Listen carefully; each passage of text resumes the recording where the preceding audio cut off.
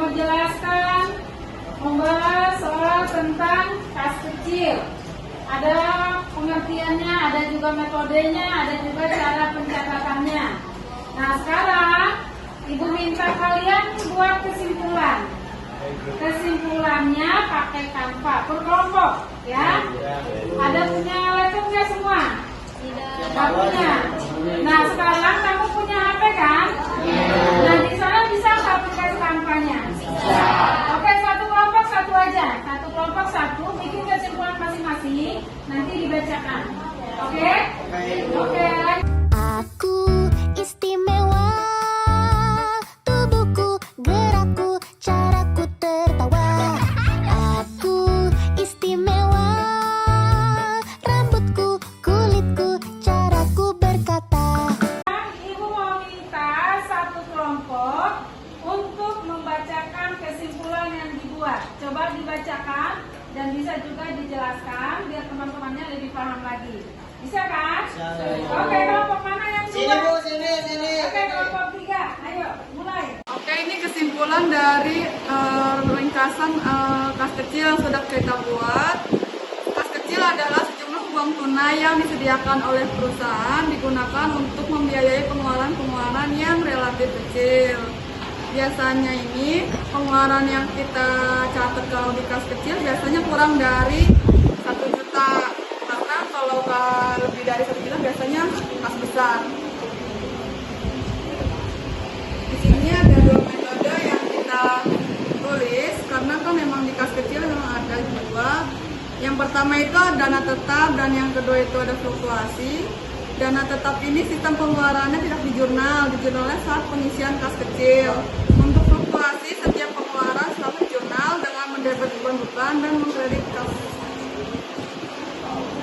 Pencatatan kas kecil dengan metode tetap, yang pertama ada pembentukan dana kas kecil, debetnya dana kas kecil, yang kredit itu kas.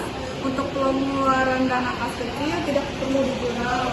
Pengisian kembali dana kas kecil, debetnya itu beban, kreditnya itu kas. Penyetoraan kembali dana kas kecil jika dianggap terlalu besar dan kecil, debetnya itu kas kecil pada kas. Untuk yang satunya lagi kas pada kas kecil.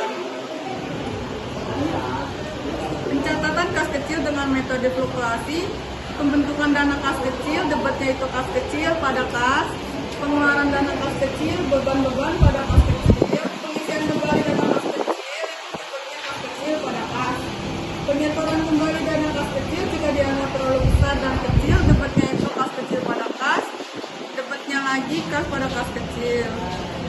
Pencatatan kas kecil yang belum diisi kembali hingga akhir periode dengan metode tetap itu pembentukan dana kas kecilnya kas kecil pada kas.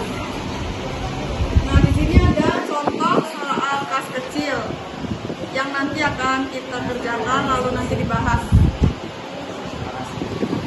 Sudah dibacakan oleh kelompok 3. Ada nggak yang mau direvisi atau mau ditambahkan dari kelompok lain?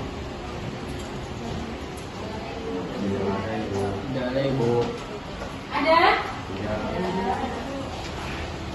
Tadi kayaknya ada di sheet terakhir deh. Coba lihat sheet terakhir. Nih. Pencatatan kas kecil yang belum diisi kembali hingga akhir periode dengan metode tetap. Apa yang dilakukan? Nah sekarang ini perlu direvisi nggak? Ya, coba kelompok terakhir, kelompok 9.